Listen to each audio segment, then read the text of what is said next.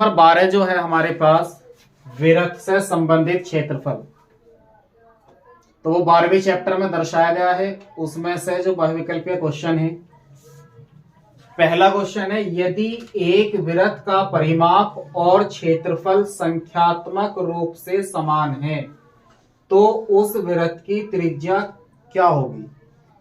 4 option लिखे हुए हैं, कोई सा एक ऑप्शन उसमें से क्या है सही है। तो क्वेश्चन को ध्यान से पढ़ना है, उसके बाद अपने उत्तर देने। तो यदि हम इसकी पहले क्वेश्चन की बात करें, इसने कहा कि एक वृत्त का परिमाप, और वृत्त का परिमाप क्या होता है, जो वृत्त की त्रिज्या होती है, वो परिधि होती है, वो वृत्त के परिमाप के बराबर होती है। वृत्त का जो परिमाप होता है क्या होता है, वृत्त का परिमाप बराबर होता है वृत्त की परिधि के। वृत्त की परिधि, जो वृत्त की परिधि होती है वही वृत्त का क्या होता है, परिमाप होता है। एक बात तो ये क्लियर होनी चाहिए थी, तो वृत्त की परिधि क्या होती है 2πr, यानी कि वृत्त का जो परिमाप है वो कितना हो गया 2πr हो गया। फिर कहा क्षेत्रफल, अब पता होना चाहिए वृत्त का क्षेत्रफल क्या होता है। तो वृत्त का क्षेत्रफल क्या होता है भाई, πr²। इसमें कहा ये जो दोनों मान हैं परिमाप और क्षेत्रफल, इनके संख्यात्मक रूप से क्या है, ये समान हैं, यानी कि πr² जो है वो बराबर है किसके, 2πr के। r से एक घात कट गई, पाई से पाई कट गया, r का मान कितना बचा, और r क्या होती है वृत्त की त्रिज्या, तो उस वृत्त की त्रिज्या कितनी होगी 2। तो इसमें देखो ऑप्शन कौन सा सही है हमारे पास, ए ऑप्शन बिल्कुल सही है, 2 मात्रक। बात क्लियर हुई या नहीं हुई। क्वेश्चन नंबर 2 देखेंगे। क्वेश्चन नंबर 2 में कहा इसने कि व्यासों 36 सेंटीमीटर और 20 सेंटीमीटर वाले 2 वृत्तों की परिधियों के योग के बराबर परिधि वाले वृत्त की त्रिज्या। तो सबसे बड़ी बात यह है पहले कि हमें क्वेश्चन जो दिया हुआ है वो समझ में आना चाहिए। तो क्वेश्चन को समझेंगे ध्यान से। व्यासों 36 सेंटीमीटर और 20 सेंटीमीटर वाले 2 वृत्त, यानी कि 2 वृत्त हैं हमारे पास, जिसमें पहले वृत्त का व्यास 36 सेंटीमीटर है और दूसरे वृत्त का व्यास 20 सेंटीमीटर है। व्यास को डिनोट करते हैं हम d से, तो इसलिए इसे कहेंगे कि पहले वृत्त का जो व्यास है वो कितना है 36 सेंटीमीटर। बात समझ में आई। अगर हमें त्रिज्या निकालनी हुई क्या होगा 2r1, क्योंकि व्यास बराबर होता है 2 गुना त्रिज्या। तो 2r1 बराबर कितना आ गया हमारे पास 36। इसके बाद दूसरा व्यास देखेंगे, सेकंड डायमीटर, वो कितना है हमारे पास 20 सेंटीमीटर।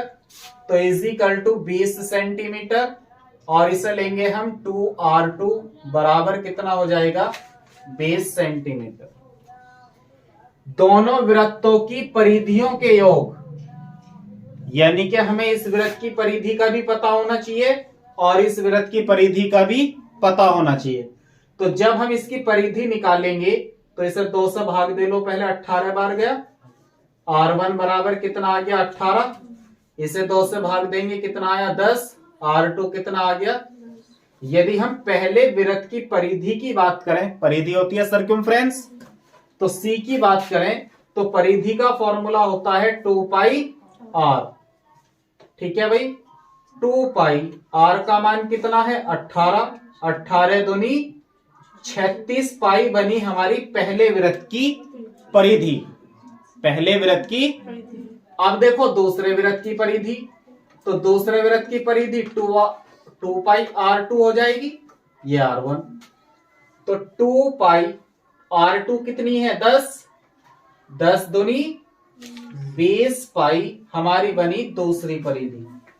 इसने कहा दोनों वृत्तों की परिधि का योग, दोनों वृत्तों की परिधि का योग, यानी कि जब हम पहली परिधि और दूसरी परिधि को जोड़ दें, योग के बराबर परिधि वाले वृत्त की त्रिज्या, यानी कि एक ऐसा वृत्त बनता हो कि जब हम इस परिधि को जोड़ दें तो एक नई परिधि बन जाती हो, यानी कि एक वृत्त दूसरा बनेगा। भाई जब दो छोटे छोटे वृत्तों को जोड़ लेंगे तो एक बड़ा वृत्त बनकर तैयार होगा या नहीं, तो उसे मान लेते हैं वो क्या है, सी है। अब यहां देखेंगे C1 तो हमने निकाल दिया जी 36 पाई, और C2 निकाल दिया हमने 20 पाई। अब जिस C की परिधि को हम ले रहे हैं उसे ले लेते हैं 2 पाई r, क्योंकि हमें इस वृत्त की परिधि चाहिए और इसकी त्रिज्या क्या मान ली हमने, r। पहले वृत्त की त्रिज्या कितनी थी, r1, दूसरे वृत्त की त्रिज्या कितनी थी, r2, और जो त्रिज्या हमें बतानी वो क्या हो गई, r। बात क्लियर है? आगे बढ़ेंगे। 36 और 20 कितने हो गए, 56 पाई, और इधर कितना 2 पाई r। पाई से पाई 2 से कितनी बार जाओगा, 2 दूनी 4, 2 अट्ठे, तो वो जो नया वृत्त बनेगा उसकी त्रिज्या कितनी होगी, 28 सेंटीमीटर की होगी।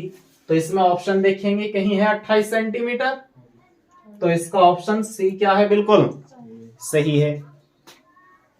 कोई बात समझ में ना आई हो तो बताओ। आ गई? कॉपी करना हो किसी को, नहीं करना। अब देखेंगे क्वेश्चन नंबर 3। क्वेश्चन नंबर 3 में कहा कि त्रिज्याओं 24 सेंटीमीटर और 7 सेंटीमीटर वाले दो वृत्तों के क्षेत्रफलों के योग। दो वृत्त हैं हमारे पास में, एक वृत्त की त्रिज्या 24 सेंटीमीटर है, दूसरे वृत्त की त्रिज्या 7 सेंटीमीटर है, और उन वृत्तों के क्षेत्रफल का क्या करना हमें, योग। और जब उस क्षेत्रफल का योग कर दिया जाता है तो के बराबर क्षेत्रफल वाले, यानी कि जब इन्हें क्षेत्रफलों को जोड़ दिया जाएगा तो वहां से भी क्या बनेगा, एक क्षेत्रफल।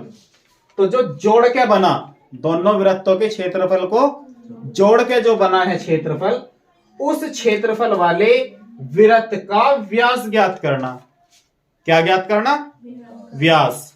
तो व्यास क्या होता है, त्रिज्या का 2 गुना। तो पहले हम क्या निकाल लेंगे, उस वृत्त की त्रिज्या निकाल लेंगे और बाद में उसकी क्या कर देंगे, गुना।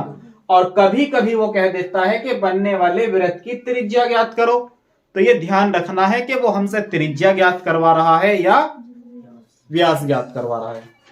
तो तीसरा क्वेश्चन देखते हैं।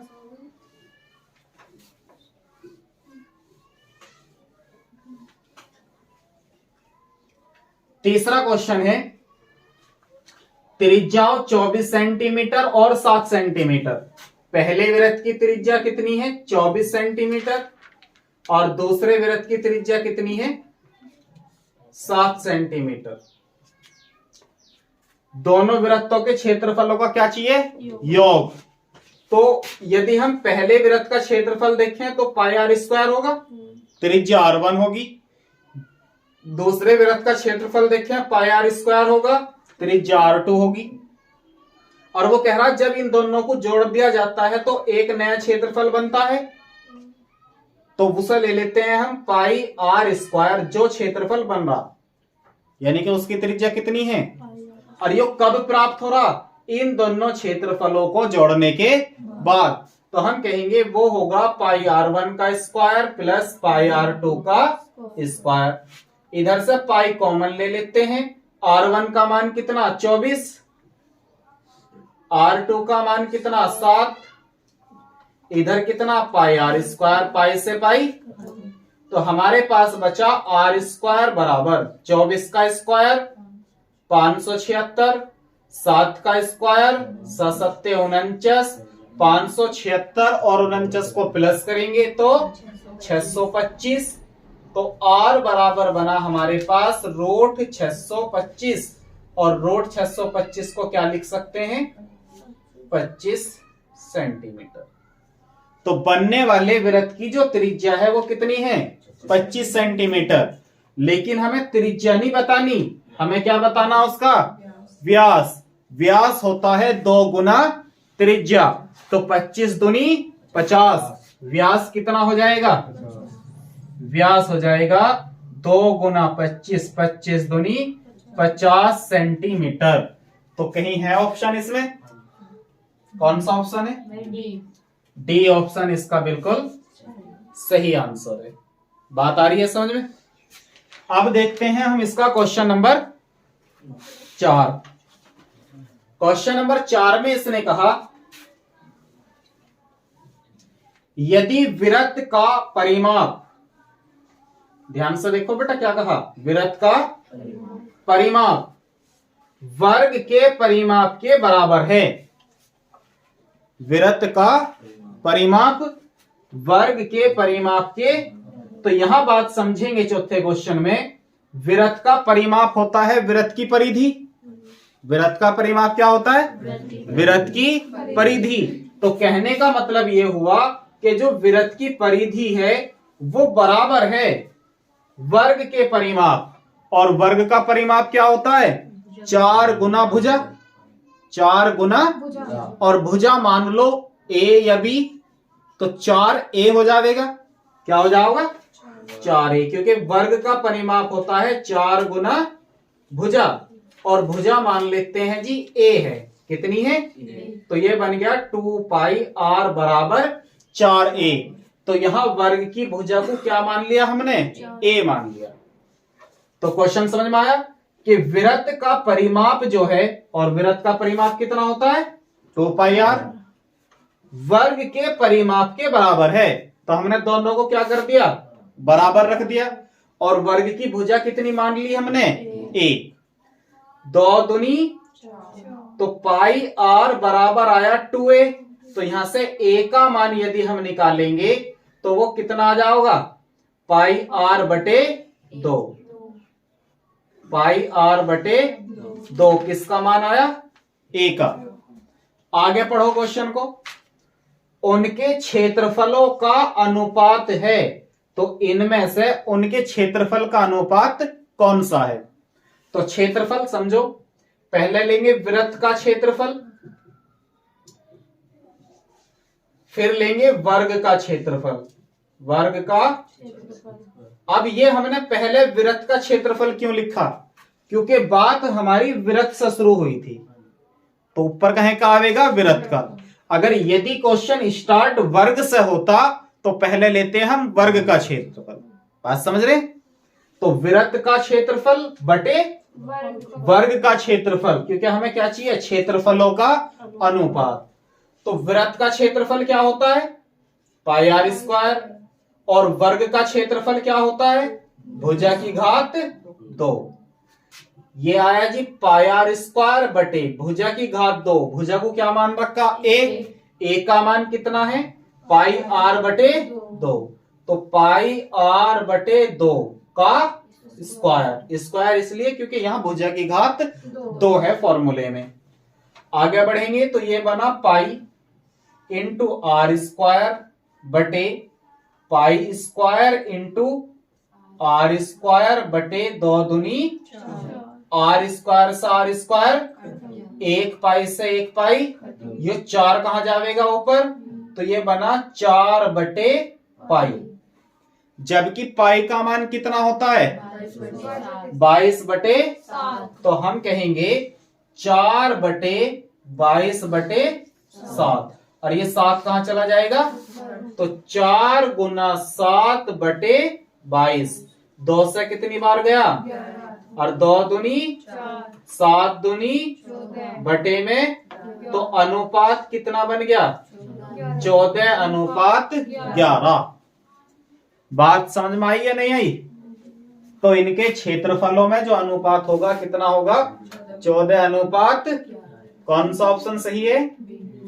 बी ऑप्शन इसका बिल्कुल। कोई दिक्कत? आगे बढ़ेंगे क्वेश्चन नंबर 5 पे। क्वेश्चन नंबर 5 में कहा इसने कि त्रिज्या r के एक वृत्त के कोण थीटा वाले त्रिज्या खंड के संगत चाप की लंबाई ज्ञात कीजिए। फॉर्मूला है ये तो सीधा सीधा, चाप की लंबाई का फॉर्मूला क्या होता है, थीटा बटे 360 2 पाई आर, थीटा बटे 360 2 पाई आर, चाप की लंबाई के लिए फॉर्मूला। तो बताओ कहां है इसमें, सी ऑप्शन इसका क्या है, बिल्कुल सही आंसर, क्योंकि ये तो डायरेक्ट फॉर्मूला होता है ना, त्रिज्या आर के एक वृत्त के कोण थीटा वाले त्रिज्या खंड के संगत चाप की लंबाई बराबर होती है थीटा बटे 360 2 पाई आर। कोई दिक्कत, तो सभी क्वेश्चन समझ में आ गए। देखते हैं इसके और क्वेश्चन कुछ। देखो बेटा क्वेश्चन नंबर 6 इस तरीके से है, एक घड़ी की सुई 5 मिनट, एक घड़ी की मिनट की सुई आर त्रिज्या जिसकी लंबाई है 5 मिनट में सुई द्वारा बनाए गए त्रिज्या खंड का क्षेत्रफल होगा। तो घड़ी के अंदर जो सुई है उसकी त्रिज्या कितनी है, यानी कि मिनट की सुई जो है वो आर सेंटीमीटर वाली लंबी है। अब मिनट वाली सुई जो घूमती है वो ये समझो जैसे कि उस पूरे घंटे की त्रिज्या हो, उस पूरे घंटे की क्या हो, त्रिज्या। तो ये जो आर है ये क्या दे दी उस घड़ी की सुई की, उस घड़ी की त्रिज्या दे दी। तो त्रिज्या हमें मिल गई आर, त्रिज्या कितनी मिल गई आर। फिर कहा 5 मिनट में मिनट की सुई द्वारा बनाया गया त्रिज्या खंड। अब कुछ इस प्रकार से समझो कि जो घड़ी की सुई होगी, मान के चलो ये कोई घड़ी है और ये घड़ी की सुई है वो जिसकी वो बात कर रहा, अगर यहाँ 12 बज रहे तो 5 मिनट बाद मिनट वाली सुई यहाँ पहुंचेगी एक पे, कहां पहुंचेगी, पहुंचेगी या नहीं। तो वो जो यहां से लेके यहां तक बना कौन है हमें वो पता होना चाहिए, तब जाके हम उसका क्या बताओगे, क्षेत्रफल बताओगे। क्योंकि त्रिज्या खंड का क्षेत्रफल का पता होना जरूरी है, और त्रिज्या खंड का क्षेत्रफल क्या होता है, थीटा बटे 360 पाई आर स्क्वायर। अब चूंकि त्रिज्या जो है उसकी लंबाई जो है उसकी वो कितनी है आर, तो आर के स्थान पे तो आर आ गया। अब बचा थीटा कि वो 5 मिनट में कितने डिग्री का कोण बना रहा है, 5 मिनट में कितने डिग्री का कोण। तो यहां कुछ इस प्रकार से समझ सकते हो बेटा, क्योंकि यहाँ पे कितना होता है 6, यहाँ कितना होता है 3, यहाँ होता है 9। तो यदि हम इसे ऐसे सीधा खींच दें तो ये टोटल कोण जो बनेगा कितने का बनेगा, 180 का। कितना बनेगा 180। अब यदि हम इसे 3 पे लेके जावे घड़ी की सुई को कितना बनेगा 90 का। अब इसके बीच में बचा देखो 2, क्या बचा, तो यहां तक 90 अंश का कोण बन रहा, वो 12 से 3 तक कितने अंश का बन रहा, 90 अंश का। तो यहां से यहां, यहां से यहां, यहां से यहां के एंगल तो इक्वल रहे होंगे, क्या रहे होंगे, इक्वल रहे होंगे। तो इसका अर्थ ये हुआ 1 2 3 कितने एंगल बने 3, और टोटल कितना बन रहा 90 का। तो 90 बटे 3, 3 तिया, यानी कि 5 मिनट में जो कोण बनेगा वो कितना बनेगा 30 अंश का बनेगा। कितने अंश का बनेगा, बनेगा या नहीं बनेगा। तो 5 मिनट में 30 अंश का कोण बना, लेकिन क्या कह रहा वो 5 मिनट में मिनट की सुई द्वारा बनाए गए त्रिज्या खंड का क्षेत्र। तो हमें ये तो पता चल गया कि 5 मिनट में जो कोण बनेगा वो कितने अंश का बनेगा 30। तो यहाँ पे थीटा की जगह कितना आ गया 30 बटे में 360 पाई आर स्क्वायर। तो समझो 1 मिनट में कितने डिग्री का कोण बनता है 6 डिग्री का। कितने डिग्री का 6 का ही बनेगा पक्का 1 मिनट में, पक्का। क्यों बना 1 मिनट में 6 का, क्योंकि 5 मिनट में 30 का बना दिया। तो 1 मिनट में कितना बनता है 6 डिग्री का कोण बन जाता है। 0 से 0 3 एकम 3 दूनी 1/12 पाई आर स्क्वायर। आ रहा कहीं कोई इसमें, कौन सा ऑप्शन सही है, बी।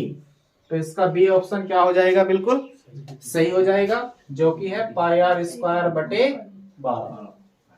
बात क्लियर है बेटा, कोई बात समझनी हो तो बता दियो, अभी नहीं समझनी क्वेश्चन नंबर 7 देखेंगे इसका। क्वेश्चन नंबर 7, क्वेश्चन नंबर 7 में इसने क्या कहा, ध्यान से पढ़ो पहले इसे।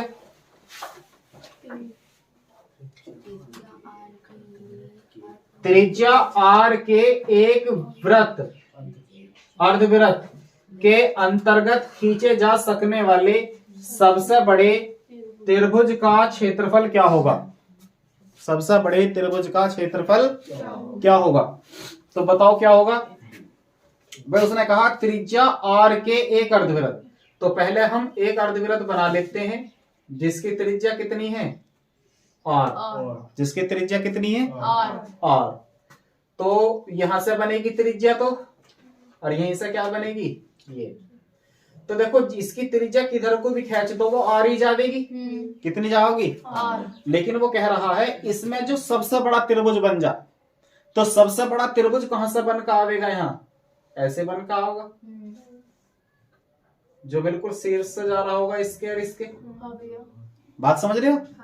तो इस त्रिभुज का क्षेत्रफल, बने जा सकने वाले सबसे बड़े त्रिभुज का क्षेत्रफल क्या होगा। अब हम इस त्रिभुज का क्षेत्रफल बताओगे। क्या बताओगे, इसका नाम दे दो ए बी सी। तो ए बी सी का क्षेत्रफल क्या होगा, बता सकता है कोई, क्या होगा। बात समझो इसे ध्यान से, क्योंकि वृत्त कितना है आधा, वृत्त कितना है आधा। हमें त्रिभुज का क्षेत्रफल बताना, तो त्रिभुज का क्षेत्रफल बताने के लिए ध्यान दो इसकी ऊंचाई कितनी हो जाओगी, ऊंचाई कितनी हो जाओगी। और जबकि त्रिभुज के क्षेत्रफल का फॉर्मूला होता है 1/2 आधार गुना 1/2। इसका आधार कितना 1 आर कितना 2 आर, और ऊंचाई भी कितनी इसकी आर। 2 से 2 आर की आर में गुना करेंगे तो इसका जो क्षेत्रफल होगा वो कितना होगा आर स्क्वायर होगा। बात समझ में आ गई, कोई दिक्कत नहीं है। आगे बढ़ेंगे। क्वेश्चन नंबर यदि 3 की बात करें, क्वेश्चन नंबर 3 में कहा कि भुजा 6 सेंटीमीटर वाले एक वर्ग, तो हमारे पास एक वर्ग होना चाहिए जिसकी भुजा कितनी होगी 6 सेंटीमीटर की। तो एक वर्ग बना लेते हैं, ये एक वर्ग है, बन गया एक वर्ग। 6 सेंटीमीटर वाले एक वर्ग के अंतर्गत खींचे जा सकने वाले वृत्त का क्षेत्र, यानी कि इसके अंदर एक वृत्त खींचा हुआ है जो कि इसकी चारों भुजाओं से क्या जाता है, होकर जाता है। तो इस तरीके से वृत्त आओगे घूम के। भुजा 6 सेंटीमीटर वाले एक वर्ग के अंतर्गत खींचे जा सकने वाले वृत्त का क्षेत्रफल। तो हमने एक क्या बना लिया बेटा, वर्ग बना लिया। क्या बना लिया, एक क्या बना लिया बेटा, एक आयत वर्ग बना लिया। अब उस वर्ग के अंदर क्या खींच लिया हमने, एक वृत्त। तो यहाँ ध्यान दो, क्योंकि भुजा जो है उसकी 6 सेंटीमीटर की है। भुजा कितनी है 6 सेंटीमीटर। तो यहां से लेकर यहां तक कितनी होगी, 6 सेंटीमीटर। तो आप देखो इस वृत्त के अंदर इस वृत्त की जो व्यास होगा वो कितना होगा, 6 सेंटीमीटर का होगा। वृत्त का व्यास कितना होगा 6 सेंटीमीटर का व्यास होगा। तो इसकी त्रिज्या कितनी आओगी 3 सेंटीमीटर। तो हमें वृत्त की त्रिज्या पता चल गई। अब उसने कहा भुजा 6 सेंटीमीटर वाले एक वर्ग के अंतर्गत खींचे जा सकने वाले वृत्त का क्षेत्रफल ज्ञात कीजिए। अब चूंकि इसके अंदर जो क्षेत्रफल टोटल वृत्त का बताना, और त्रिज्या कितनी हमारे पास 3 सेंटीमीटर, और वृत्त का क्षेत्रफल क्या होता है पाई आर स्क्वायर। कितना होता है पाई आर स्क्वायर। पाई गुना आर, आर कितना 3 या 9 पाई। तो इसका वृत्त का क्षेत्रफल कितना होगा 9 पाई होगा। तो क्या इसमें ऑप्शन है हमारे पास, तो इसका डी ऑप्शन क्या हो गया, बिल्कुल सही 9 पाई सेंटीमीटर स्क्वायर। क्लियर है। आगे चलेंगे। अब देखेंगे हम इसका क्वेश्चन नंबर 9। और जो क्वेश्चन नंबर 9 है इसे थोड़ा ध्यान से समझो। इसने कहा त्रिज्या 8 सेंटीमीटर वाले,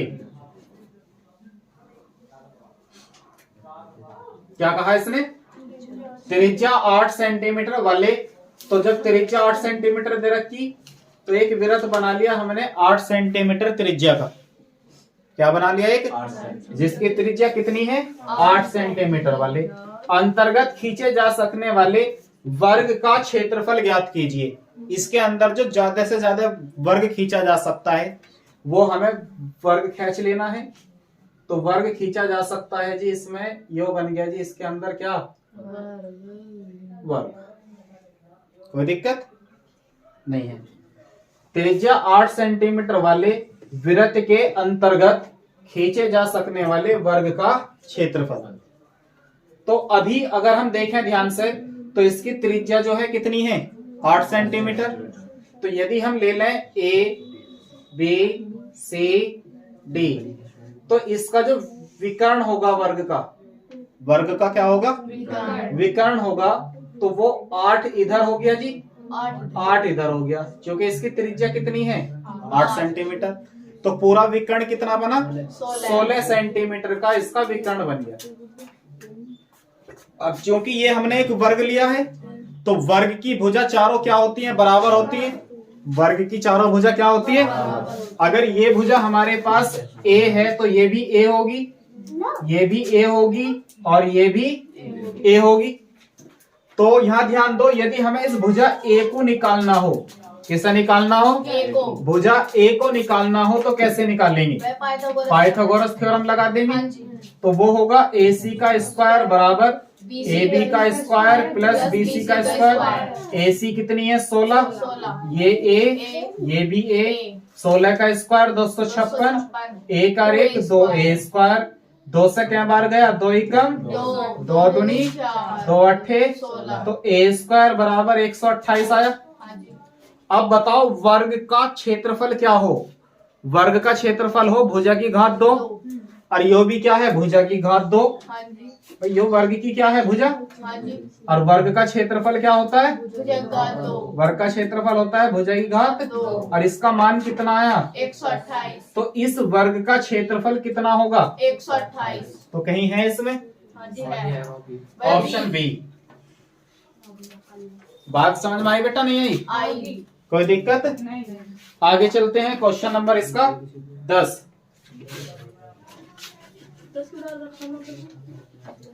हमने क्वेश्चन 10वें क्वेश्चन में इसने कहा कि चित्र में त्रिज्या खंड ए और बी का परिमाप होगा। ये चित्र दे रखा है इसने। हाँ जी। इसका परिमाप बताना। परिमाप किसी भी आकृति का बता रहे हो, उसकी सारी भुजाओं का योग हो जा, और वृत्त हो तो उसकी सर्कमफ्रेंस निकल जा। वृत्त हो तो उसकी सर्कमफ्रेंस निकल जा। तो यहाँ देखो हमारे पास में यहाँ से लेके यहाँ तक 7 सेंटीमीटर है, यहाँ से लेके यहाँ तक 7 सेंटीमीटर है, यानी कि ये कोई त्रिज्या खंड है जिसकी त्रिज्या कितनी है? 7 सेंटीमीटर है। तो 7 सेंटीमीटर ये हो गया, 7 सेंटीमीटर ये हो गया। तो पहले तो बना 7 प्लस 7। बात समझ गए? परिमाप बता रहे क्योंकि हम अब यहां से लेके यहां तक का परिमाप कितना होगा? जितनी यहाँ की परिधि होगी, जितनी यहाँ की परिधि होगी, यानी कि चाप की लंबाई होगी अब यहाँ पे। जबकि फॉर्मूला क्या था चाप की लंबाई का? थीटा बटे 360 2 पाई आर। क्योंकि जो सर्कमफ्रेंस थी, परिधि थी, उसका थीटा बटे 360 लेना। थीटा बटे तो थीटा का मान कितना हमारे पास? 60 अंश। तो 7 दूनी 14 तो हो गया ये, और 60 बटे 360 हो गया ये। और त्रिज्या कितनी दे रखी इसने हमें? 7। त्रिज्या कितनी दे रखी? 7। बात आ गई बेटा समझ में? 0 से 0 6 छंग, तो ये बना 14 प्लस 2 तिया 7 बटे 3 पाई। क्या ये ऑप्शन है इसमें? नहीं है। आगे चलेंगे। पाई का मान कितना होता है? कितना होता है जी? 22 बटे 7 से 7 14 प्लस 22 बटे, ये भी नहीं है। 3 एलसीएम ले लो। 3 क्या ले लेंगे इसका? तो 14 तिया 42 प्लस 22, 42 में 42 जोड़ेंगे 64 बटे कितना? देखना कहीं आ रहा क्या? कौन सा ऑप्शन है? तो इसका ए ऑप्शन क्या हो जाएगा? सही हो जाएगा। बात समझ में आ गई। 12वें चैप्टर में जो महत्वपूर्ण प्रश्न बहुविकल्पीय प्रश्न थे, मल्टीपल चॉइस क्वेश्चन, वे हमने आपको समझा दिए। अब नेक्स्ट वीडियो में समझाएंगे इसके लघु और दीर्घ क्वेश्चन जो होते हैं।